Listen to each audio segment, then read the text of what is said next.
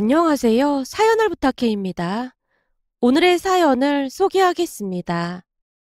여느 날과 다름없이 회사에서 일을 하고 있던 중 휴대폰이 울려댔습니다. 살짝 봤더니 엄마였고 순간 저도 모르게 수신 거부를 눌렀습니다. 하필 많이 바쁜 시간이었기에 나가서 전화를 받을 만한 여유가 없었거든요. 그런 제 마음을 아는지 모르는지 그 뒤에도 3번이나 더 휴대폰이 울려댔지만 여전히 수신 거부를 누른 채 일에 집중했습니다. 그 뒤에도 쉴 새 없이 바빴고 엄마에게 전화가 왔다는 사실을 새까맣게 잊고 있었어요. 그렇게 녹초가 된 채 집에 들어갔는데요. 아빠가 심각한 표정으로 소파에 앉아있다가 저를 나무랐습니다. 넌 낮에 엄마가 몇 번이나 전화했다는데 왜 안 받았어? 아, 맞다. 엄마한테 전화 왔었는데 깜빡했다. 오늘 회사에서 엄청 바빠서 도저히 받을 수가 없었거든. 근데 급한 전화였던 거야? 네 엄마 내내 방에서 울고 있어. 어? 그게 무슨 말이야? 울고 있다니. 설마 내가 전화를 안 받아서 울고 있었단 말이야? 순간 당황한 채 급히 안방문을 열었더니 얼마나 울었던 것인지 정말로 엄마 눈이 퉁퉁 부어 있었습니다. 엄마, 미안해. 하필 오늘 너무 바빠서 전화 못 받았어. 무슨 일 있었던 거야? 됐어. 바쁜데 전화한 내가 잘못한 거지 뭐. 대체 무슨 일인데 그래? 누가 해코지라도 한 거야? 답답한 마음에 폭풍 질문을 했는데요. 엄마가 또다시 눈물을 터뜨리며 말했습니다. 예서야, 엄만 이제 끝난 것 같아. 어? 그게 무슨 말이야? 끝나다니. 라며 누워있던 엄마 옆에 자리를 잡고 앉았는데요. 엄마가 계속해서 눈물을 쏟고 있었거든요. 제가 그런 엄마 등을 토닥이며 다시 물었습니다. 끝나다니 무슨 일인데 그래? 괜찮으니까 말해봐. 창피해서 도저히 말을 못하겠어. 다른 사람도 아니고 엄마가 항상 난 엄마 분신이나 마찬가지라며. 괜찮으니까 말해봐. 라며 제가 엄마 눈물을 닦아드렸는데요. 그때쯤 엄마는 갱년기가 늦게 온 것인지 자주 눈물을 흘리곤 했습니다. 곧 엄마가 힘겹게 입을 뗐어요. 사실은 아까 그 새로 생긴 카페에 갔었거든. 그때 네가 샌드위치랑 사다 줘서 맛있게 먹었던 게 생각이 났거든. 아, 그 채소 잔뜩 들어간 샌드위치 말하는 거구나. 그래. 혼자 밥 먹으려고 하니까 입맛도 없고 해서 커피에 샌드위치나 하나 먹을까 했거든. 근데 갔다가 그냥 돌아왔어. 뭐야, 왜 그냥 돌아와? 혹시 카드를 안 가져간 거야? 아니, 카드는 챙겨갔지. 근데 그 주문하는 기계 있잖아. 아, 키오스크? 그래. 그 키오스크인가 뭔가 직원이 거기에 주문을 하라고 하더라고. 근데 그 기계가 어찌나 복잡하던지 화면을 아무리 봐도 알 수가 없더라고. 거기다 글씨도 잘 안 보여서 어찌나 당황스럽던지 그렇게 엄청 헤매다 보니까 뒷사람이 눈치도 주고 창피해서 그냥 나왔어. 거기 직원 있었을 거 아냐. 직원한테 문의하지 그랬어. 직원들도 다들 바빠서 물어볼 수가 없더라고. 그냥 나오는데 그 기계로 주문 하나를 못하는 내 자신이 너무 한심해서 눈물이 앞을 가리는 거야. 아무래도 엄마는 이제 끝난 것 같아. 엄마가 다시 눈물을 떨구고 있었는데요. 기계 앞에서 홀로 쩔쩔매다 제게 전화를 했을 엄마 모습을 떠올리다 보니 마음 한구석이 아려왔습니다. 제가 다시 엄마 눈물을 닦아드리며 위로했어요. 엄마, 사실 그 키오스크 말이야. 나도 하기 좀 힘들 때가 많아. 그러니까 너무 그럴 필요 없어. 다음에 내가 같이 가서 방법 알려줄게. 아니야. 내 옆 사람은 나랑 나이도 비슷해 보이던데 척척 잘하던데 난 몇 번을 봐도 잘 모르겠더라고. 가방끈이 짧아서 그런 거 아니겠어? 엄마, 무슨 그런 말을 하고 그래. 고등학교까지 졸업했는데 가방끈이 짧긴 뭐가 짧다고 그래. 네 아빠도 그렇고 네 작은 아빠, 작은 엄마도 다 대학까지 나왔는데 나만 고졸이잖아. 이래서 많이 배워야 한다고 하나 보다. 라며 엄마가 긴 한숨을 내쉬었는데요. 가족들 대부분이 대학을 졸업을 했지만 엄마만 고등학교만 나온 것에 대해 엄마 스스로 자격지심을 가지고 있었습니다. 그런 엄마가 전혀 이해가 되지 않았던 것은 아니었어요. 할머니가 살아계실 때 대학을 나오지 못했다며 엄마를 참 힘들게 했거든요. 그랬기에 엄마는 사는 내내 기가 죽을 수밖에 없었던 것 같습니다. 잠시 후 엄마가 다시 입을 열었는데요. 저기, 네 오빠랑 새언니한테는 절대 말하지 마라. 둘 다 세월대 나왔는데 내가 얼마나 우습겠어. 특히나 네 새언니가 알면 나를 얼마나 얕잡아 보겠어. 내가 보기엔 새언니 그런 사람으로 안 보이던데 너무 경계하는 거 아니야? 생각해봐. 사돈 양반 두 분 다 대학 교수에다가 네 새언니는 서울대식이나 나왔는데 당연히 내가 우습지 않겠어. 그러니까 절대 입도 뻥끗하지 마. 알았어. 그나저나 이번 주 주말에 내가 가서 주문하는 법 알려줄게. 됐어. 난 이제 그 기계만 보면 울렁증이 일어나서 보기도 싫어. 몇 번 해보면 된다니까. 싫어. 앞으로 내 앞에서 그 기계 얘기는 꺼내지도 마. 엄마가 세차게 고개를 좌우로 흔들며 거부 의사를 표했습니다.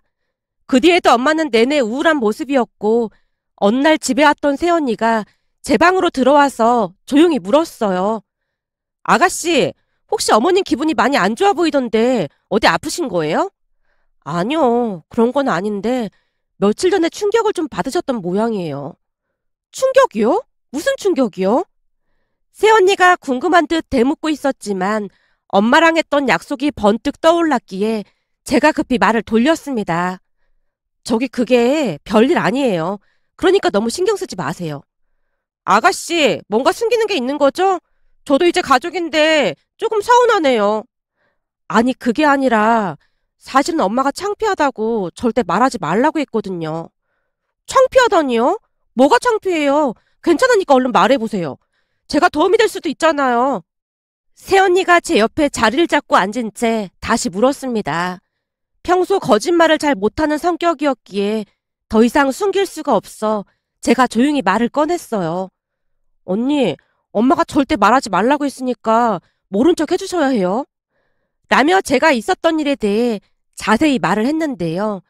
제 말을 조용히 듣고만 있던 새언니가 잠시 골똘히 생각에 잠겨 있다가 입을 열었습니다. 어머님 심정 충분히 이해가 되네요. 사실 우리 엄마도 그 키오스크 그거 엄청 불편해 하시거든요. 정말요? 사돈 어르신은 교수님이신데도 불편해 하시는 거예요? 저도 그게 좀 아이러니하긴 한데 특히나 우리 엄마는 국어 국문학과 교수잖아요. 기계 그런 거 많이 낯설어 하시더라고요. 언니 혹시 저 위로하려고 그런 거 아니에요? 정말이에요.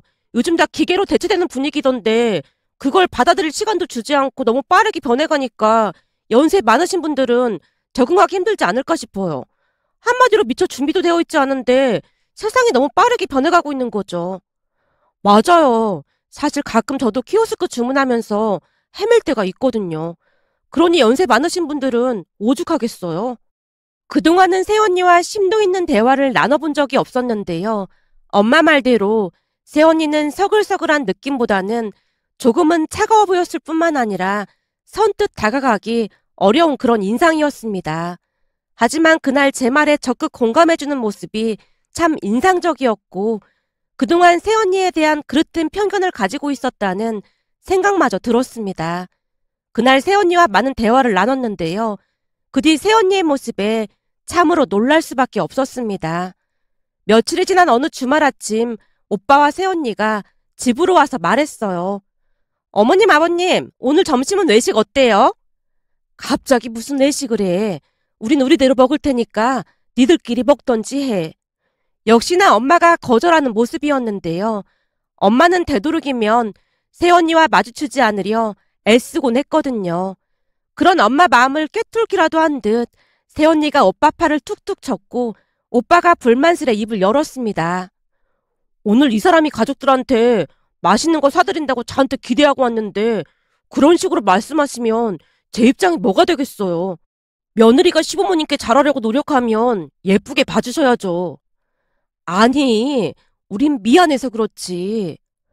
엄마가 새언니 눈치를 보며 말끝을 흐렸습니다. 어머님, 이제 가족인데 미안할 게 뭐가 있어요. 그러지 말고 같이 외식해요. 제가 며칠 동안 맛집을 엄청 많이 알아봤단 말이에요. 번거롭게 뭐하러 그랬어. 같이 가실 거죠? 얼른 준비하고 나오세요. 새언니의 물음에 엄마가 마지못해 고개를 끄덕였습니다. 부모님이 안방으로 들어가는 모습을 보며 저도 따라 들어갔어요. 엄마, 불편해서 그래? 식사하는 동안 이런저런 말도 하고 그래야 하는데 난 네 새언니랑 있으면 이상하게 불편하더라니까. 새언니는 친해지려고 노력하는데 너무 티내지 마. 티 많이 났어? 엄마 얼굴에 가기 싫다라고 크게 써 있어. 세상에나 이를 어쩌면 좋으니? 혹시 네 새언니가 오해한 건 아닌지 모르겠다. 그니까 가서 말도 좀 하고 그래. 엄마가 입을 꾹 다물고 있으면 새언니도 많이 불편할 거 아니야. 알았어. 난 그냥 내가 말 실수라도 할까 싶어서 그렇지. 엄마가 땅이 꺼져라 한숨을 내쉬었습니다. 잠시 후 새언니가 미리 알아본 맛집에서 맛있게 식사를 했는데 새언니가 가족들을 둘러보며 말을 했어요. 제가 보니까 이 근처에 카페가 하나 있는데 거기 커피가 엄청 맛있다고 하더라고요. 후식으로 커피에다가 케이크 어때요? 배부르게 먹었는데 뭘 또 먹어?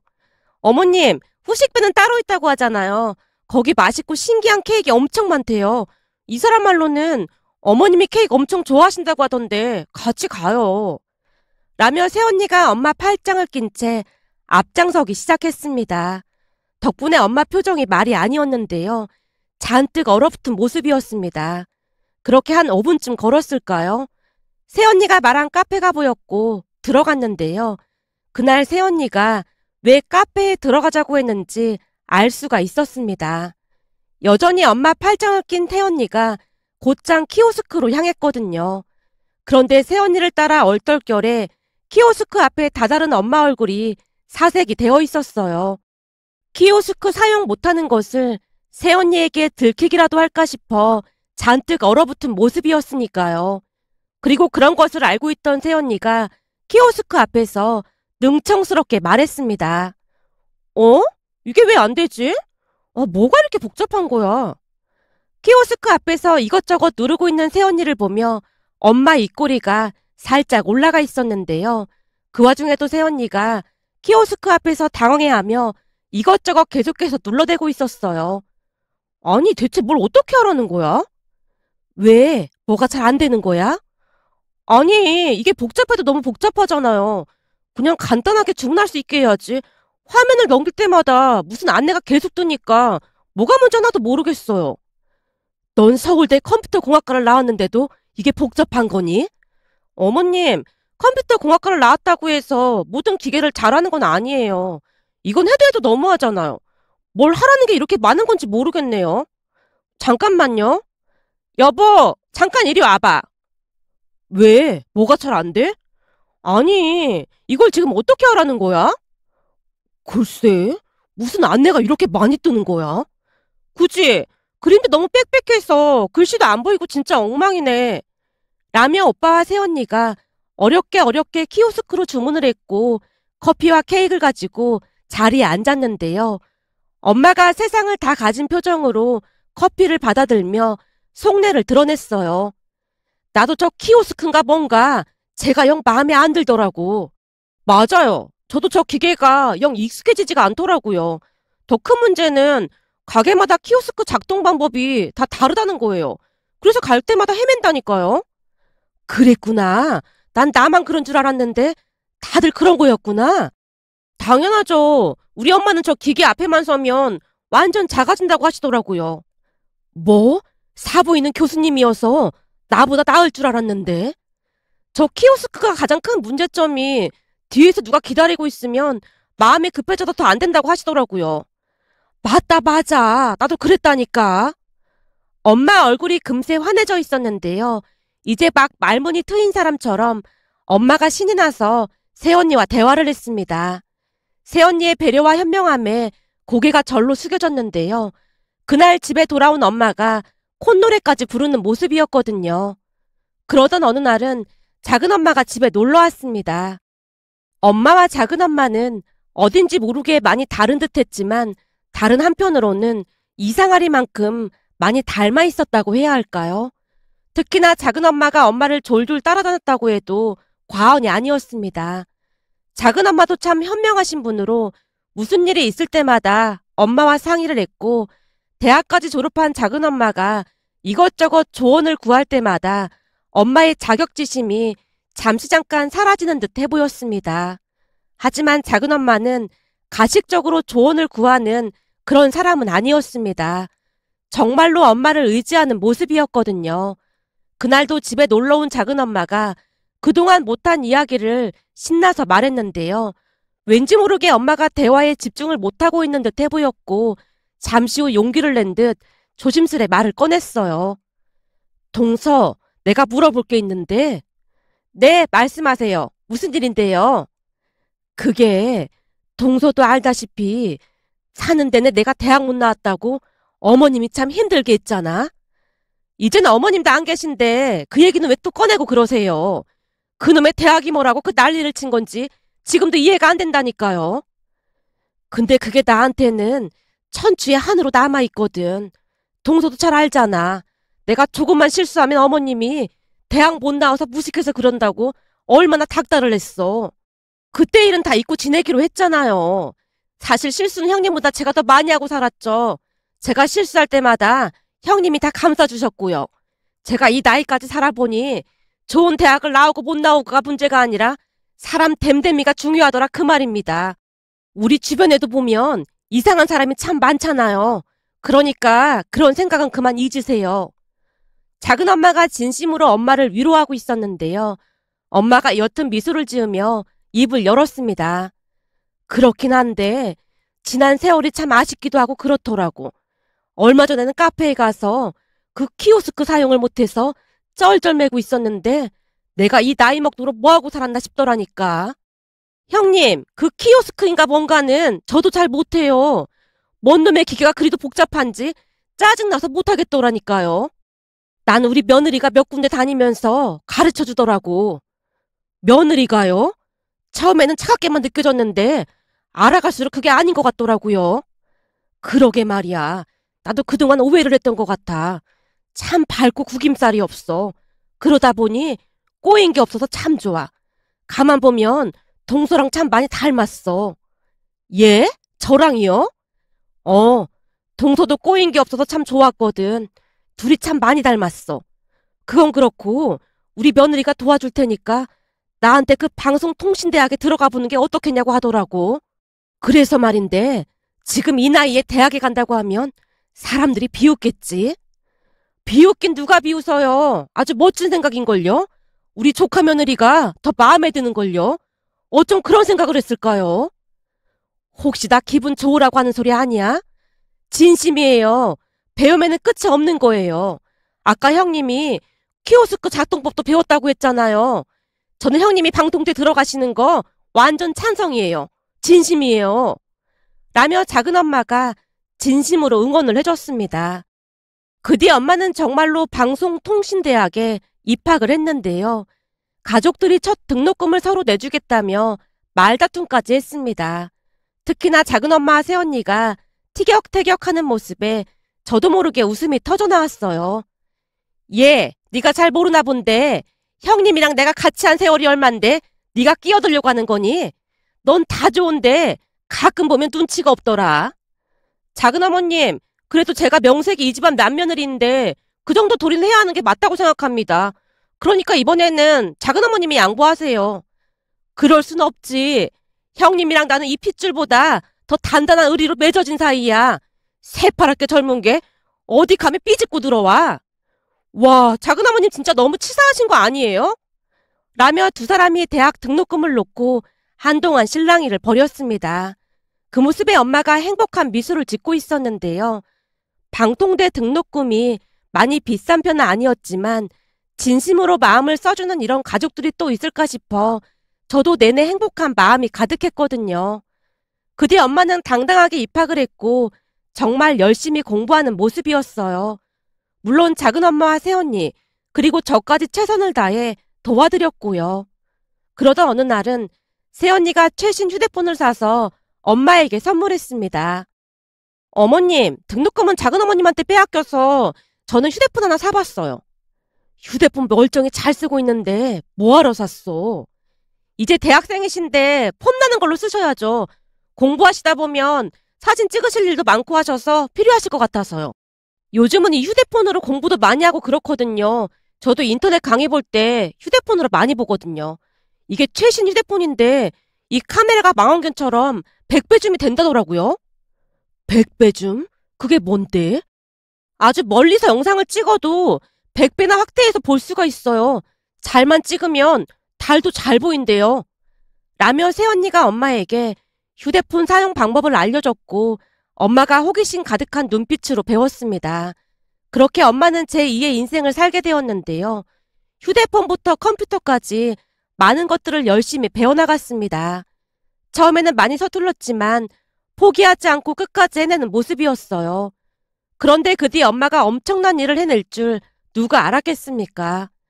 그 일은 작은 엄마가 집에 놀러와서 꺼낸 말로부터 시작이 되었습니다. 평소와는 다르게 작은 엄마가 근심 가득한 목소리로 말을 꺼냈어요. 형님, 재훈이 때문에 큰일이에요. 재훈이 때문에 큰일이라니? 그게 무슨 말이야? 재훈이같이 착한 아들이 어딨다고 그런 말을 하고 있어. 아니, 재훈이가 만나는 사람이 있는데 아무리 봐도 좀 이상해요. 재훈이 여자친구 생겼어? 얘 사귄 지 2달 정도 됐다는데 벌써 집까지 놀러 오는 거 있죠? 벌써? 2달이면 어떻게 될지도 모르는데 너무 이른 거 아닌가? 제 말이 그 말이에요. 근데 딱 보니 보통이 아닌 것 같더라고요. 우리 재훈이가 공부만 오래 해서 여자 보는 눈이 없잖아요. 그래서 영 걱정이 되더라고요. 뭐가 걱정이 되는 건데? 그게 재훈이 여자친구가 차를 가지고 다니는데 전기차더라고요.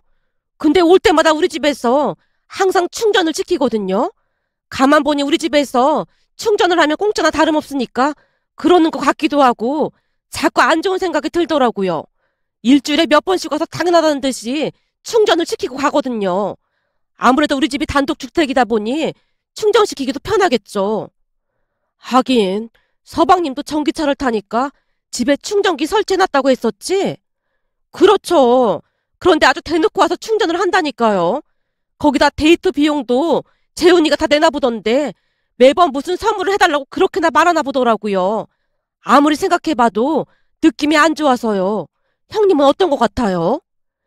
글쎄, 동서 말만 들어서는 확실히 알 수가 없지. 내가 직접 봐야 알 수가 있을 것 같은데. 라며 엄마가 고개를 갸우뚱거리고 있었는데요. 작은 엄마가 엄마에게 부탁을 했습니다. 그럼 형님이 언제 한번 와서 봐줄래요? 일주일에 몇 번씩 와서 충전하고 가거든요. 그래? 근데 내가 가면 불편해하지 않을까? 그냥 지나가다가 들렀다고 하시면서 들어오시면 되죠. 작은 엄마가 엄마를 설득했고 며칠 뒤 작은 엄마 집으로 갔던 모양인데요. 그날 기가 막힌 일이 일어났습니다. 엄마가 잠시 지나가다 들른 것처럼 작은 집에 들어갔다는데요. 작은 엄마 말대로 사촌동생 여자친구 인상이 정말 안 좋아 보였다네요. 말하는 것도 가벼워 보였고 그냥 총체적인 난국이더랍니다. 그런데 잠시 후 여친이 급한 연락이 왔다며 밖으로 나갔다는데 집에서 한참 멀리 떨어진 곳에서 톡을 하고 있더랍니다. 그 모습에 엄마와 작은 엄마가 2층 옥상에 올라가서 지켜봤던 모양인데요. 갑작스레 엄마가 왜 그런 생각을 했는지는 잘 모르겠지만 작은 엄마에게 조용히 말했다네요. 동서, 지금 누구랑 문자하는 것 같지? 멀어서 잘 안 보이긴 하는데 그래 보이긴 하네요. 그럼 뭐라고 하는지 내가 한번 볼까? 예? 그게 무슨 말이에요? 저렇게 먼데 문자 내용을 우리가 어떻게 봐요? 굳이 밖에까지 나가서 문자하는 게 아무래도 마음에 걸려서 그래. 요즘 이 스마트폰이 말이야 100배 줌이 되거든. 아주 기가 막혀.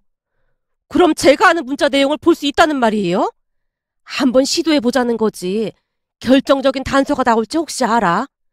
라며 엄마가 줌으로 땡기더니 톡 내용을 촬영했다는데요.